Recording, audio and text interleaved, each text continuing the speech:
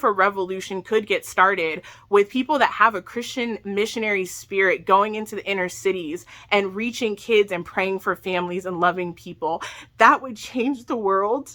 And then we wouldn't even have to have these discussions. Hi friends, this is Trish and welcome to my channel. Today I want to offer you guys my perspective on how Christians can talk about issues of race. Now, at the time of this filming, the big thing in the news is critical race theory in schools.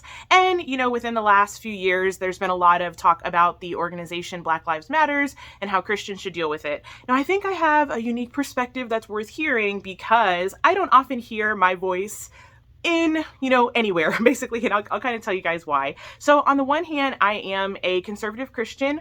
On the other hand, obviously, I'm a Black woman that has experienced a lot of racism and a lot of suffering from racism. And also, just a fun fact, I have been a teacher in the public school system for urban children of color for the last 8 years, with the exception of 1 year that I think will come up later in the video, where I worked at a private Christian school. So I've actually been in trainings and courses on that teach critical race theory. So with all of those things together, I think I have a unique perspective to offer. Now, I've kind of noticed, over the past few years that it seems like I see two extremes represented on the Christian side. I can't really speak for any other side, but just within the Christian church, I see two different extremes. Now, I'm totally aware that most people probably don't fall on either extreme, but a lot of times for whatever reason, because maybe it's more interesting to listen to, the most extreme voices are the ones that get heard. So I'm going to kind of offer up to you guys these two extreme positions. I'm going to tell you where I stand, and then I hope to give you guys a lot of different information no matter what side of the issue you fall on. So the one extreme that I hear is basically the concept and idea that there are little to no race problems at all in America, and all attempts to talk about race equals a communist agenda to destroy America and make whites hate themselves. That is one extreme position that I've kind of heard a lot. Now, on the other side of the Christian extreme fence, I hear people that say there's actually very significant racial problems in America. Therefore, all attempts to right racial injustices are good and must be embraced unless we're accused of being part of the problem and perpetuating racism. So those are two extremes. So my awkward position is kind of somewhere in between, because I think, as with most extremes, some parts of both sides have some truths, but then there's other parts of the extreme that ends up canceling it out. So this is kind of where I lie in all of this due to my experiences and just, what I've faced living my life. I absolutely do believe that there are still racial problems in America. Hands down, and I'm going to actually tell you guys some stories later. However, there's a big however, I do not think critical race theory or the Black Lives Matters movement, in terms of like the leaderships and the beliefs behind the movement, are the answer or the solution. And so I hope to kind of talk to both extremes to help you guys just see from another perspective, whether you agree or disagree. So to the extreme that says that, racism is not really an issue, or if it is, it's just a tiny bit of an issue, I do want to offer you guys about like 5 short little stories or vignettes that I personally have experienced as a Black woman in America. But for the side that basically says that, all attempts to fix racism are good, therefore let's embrace, all forms of critical race theory and, the Black Lives Matters movement, et cetera, et cetera. I want to actually tell you guys what it was like for me as a teacher being trained under those models and some of the things that I found problematic. So I'll just kind of pause and say I welcome all kinds of questions and dialogues, and I'm pretty much an open book if you guys have any further questions. All right, so let's go ahead and let's start with some of my stories for the extreme side that says like racism doesn't exist and it's not real. So I'll kind of, just briefly tell you guys throughout my entire schooling situation, it was not good. I was normally the only little Black girl in my classes and my schools, and I was constantly bullied. I had been called an N-word, by a best friend. By my 4th grade year already, I had been called those names. As I grew up, I will literally tell you some of the names I was called. Don't laugh at me, but I was called Ronald McDonald because of my big red lips. I was fond of bright lipsticks even as, a middle schooler. So I was called Ronald McDonald. I was called Macy Gray for, you youngin. She was like a Black singer hair back in the day that had like a little afro thing going on. I was called Medusa because of my braids. I wore braids even as like a young person. And basically just everything was made fun of about my appearance, everything, because I had big lips. I was, kind of made fun of with the Forrest Gump guy, the Bubba Shrimp guy or whatever. People would say stuff like that. I could just go on, but I was severely bullied every school that I went to, basically being the only Black child. So one could argue, that was kind of back in the 90s, things were not as advanced as today. So all the rest of the examples that I'm going to give you have been from, the last decade of my life. So some of them will be kind of small and silly, and, one of them is going to be pretty serious. So my husband and I are now living in the Midwest, but I grew up in Texas, and we went to a theme park, an amusement park that I won't give the name of, and people literally, there was like 3 guys, and they literally did the Hail Hitler salute at us. And as I looked up, I noticed that one of the guys had a swastika on his arm. So this is like in broad daylight at an amusement park. We're minding our business. And if you have never seen my videos before, my husband is of the Caucasian persuasion. So we're an interracial couple. But yeah, they do like the Hitler salute to us. And I picked up on it immediately. And I was like, are you kidding me right now? And my husband, bless his heart, was like clueless. He's like, what are they doing? And I'm like, yeah, they're like doing the Nazi salute at us for some reason. So that happened. Seriously, Florida, bless your heart. But we go to Florida for vacation. And basically on every visit, I feel like something racist has happened. I'll just tell you 2 like quick little stories. So one of them, it was the first time we had ever gone to someplace in northern Florida. I won't give them away. But basically I didn't know that, these little chairs that were set up, you actually had to like pay for them and be a member of this hotel, in order to sit in these chairs. So anyway, my husband and I proceed to sit down in the chairs, and from across, the chair section, this pool attendant yells at me and says, don't even think about it, just keep walking. Like he just yells at me, and I'm like kind of shocked and I'm humiliated because this is like a beach full of people sitting in these chairs, and so I kind of, end up, in shame, kind of moving our stuff to the sand. But I notice casually as I'm sitting down throughout our beach duration, there's like tons of white people that do the exact same thing. For each and every white person, they got up, personally talked to them and said, oh, I'm so sorry. These chairs are for this hotel only. So sorry. And it was like a totally obviously different situation. I try to sit down. I get yelled at to don't even think about it, just keep walking. And the white people get told very nicely, oh, please sit down. I'm so sorry, ma'am, sir. So there was that. And then the other time was my husband and I were sitting outside of this ice cream place, and we're just like minding our business, eating ice cream.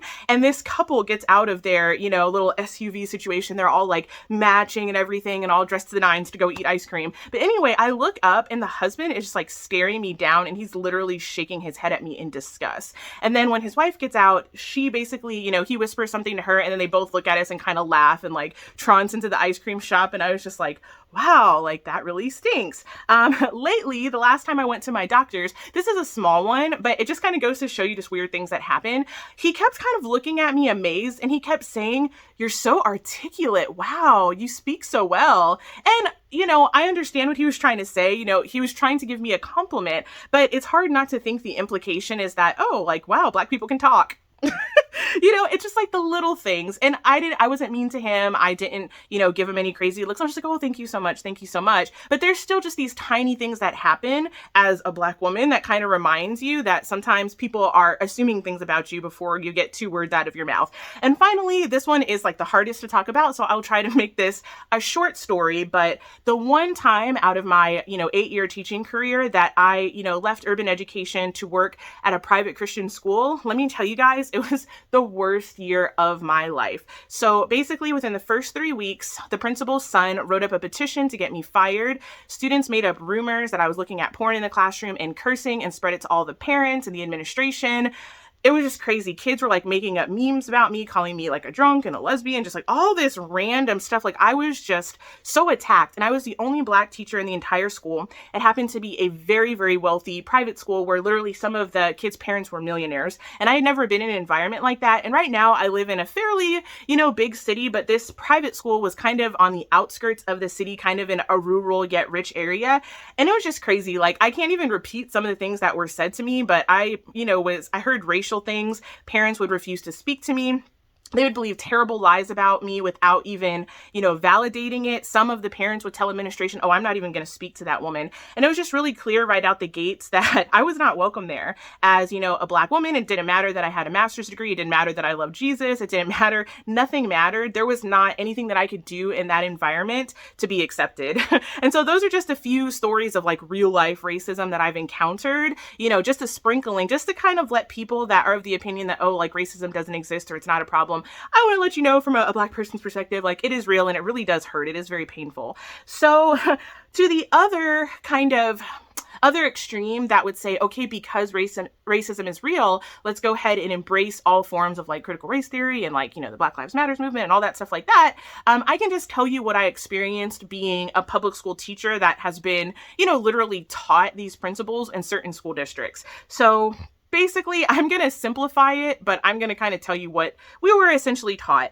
Number one is the concept that all white people are racist. And it kind of takes a while to connect the dots to get to that point. And depending on the program, some will come right out and say it and just be like, kind of like, accept it. If you're white, you're racist. Whereas others kind of dance around it. But once you actually start reading the literature and the materials and putting the pieces together, the basic storyline is essentially that all whites are racist no matter what they do. Now, basically within a lot of the critical race theory, you're kind of taught that as a white person, you can become an ally, you can become a helper, but because by virtue of the color of your skin, you always will be racist, because basically how they define racism is basically power and privilege. And so essentially, if you have power and if you have privilege and somebody else doesn't, essentially you're considered racist. And obviously, like, I didn't agree with that because, there are, needless to say, so many people that have fought for, the end of slavery, for civil rights that were white, and they weren't just racist by virtue of their birth. Okay. Number two, I hate to put it out there so simply, but we were essentially kind of taught that whiteness is bad. And I shouldn't laugh at it, but it's just so cringy and weird. Like in one of the critical race theory seminars that I was trained in as a teacher, we had to literally sit down and identify things that exemplified whiteness within society. And kind of by the end of it, the implication was that it's really clear that anything white is bad. And if we have any vestige of whiteness within any of our, cultural institutions, that we need to like scrub it clean. And again, it's kind of extreme. And again, I know that not everyone that subscribes or teaches critical race theory would say these things, but essentially at the end of the day, that's kind of what we were taught. And it was weird to me. Okay. Number three, basically, I wrote notes just in case you're wondering why I'm looking down. This is kind of weird, but I was actually told by one of the, CRT teachers that I was culturally white because I didn't kind of fit in a little bit with the narrative that they were saying. And just because of my questions and everything, she's like, oh, pretty much that's unfortunate. Even though you're Black, you're culturally white. Like that really stinks to be you. So there's like this really extreme polarization of like what is Black and what is white. And to me, it's like, hello, what is the whole point of all of this if it's not to stop judging people by the color of their skin? Just like Martin Luther King Jr. said, in his I Have a Dream speech, that he wanted, his kids to be judged by the content of their character and not the color of their skin. But within critical race theory, it ends up being this really weird resegregation where there's Blackness and there's whiteness. And it's kind of, the implication is that anything a part of Black culture is good and anything a part of white culture is bad. And it just gets really bizarre. And if you don't like beautifully fit in with the party line, you're sort of castigated almost. And it's just almost kind of like, well, you're kind of on the racist team, even if you are a Black person that just for whatever reason doesn't agree with what's being taught.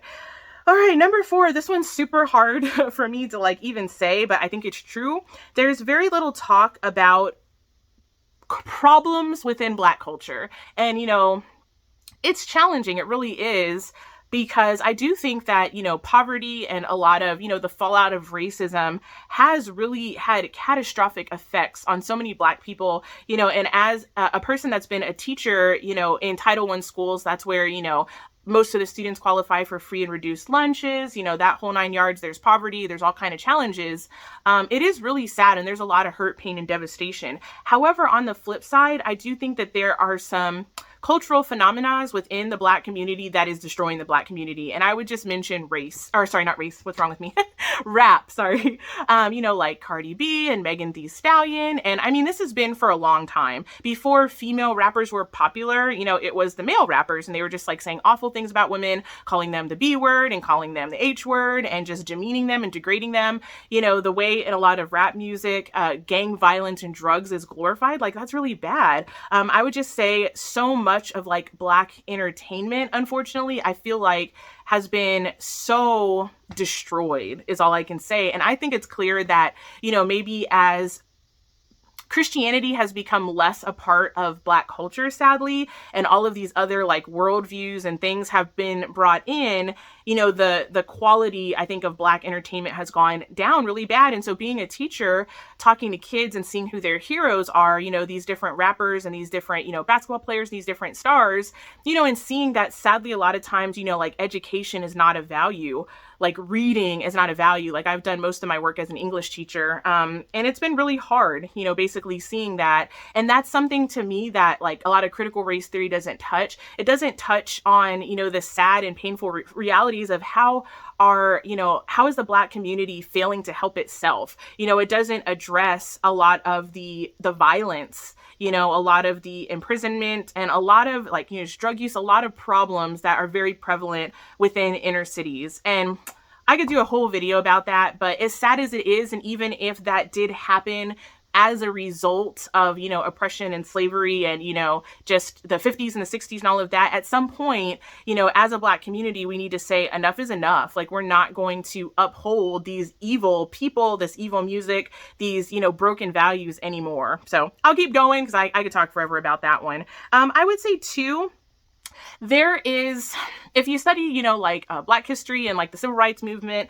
there's two really clear characters that stand out. There's Malcolm X that actually favored another form of segregation, and he favored, the by any means necessary mindset that said, hey, whatever you need to do, go for it. And of course, there's a Martin Luther King Jr. mindset that was about, peace and love and forgiveness and nonviolent means and all of that. I found that in modern times, it seems like the critical race theory and the BLM movements favor more of the Malcolm X style of, fixing racial problems, which to me ends up creating more problems. There's a lot more division, there's more hatred, there's more anger, there's just more problems altogether. And it just really bugs me. I would say if like the critical race theory and the Black Lives Matters movements were, more like what Martin Luther King Jr. was teaching, I would be all on board because, whatever you think about the man, I've heard all kind of conspiracy theories about Martin Luther King Jr., whatever you think about the man, you can actually say, what, he was teaching love, he was teaching forgiveness, he was teaching peace, he was teaching nonviolence,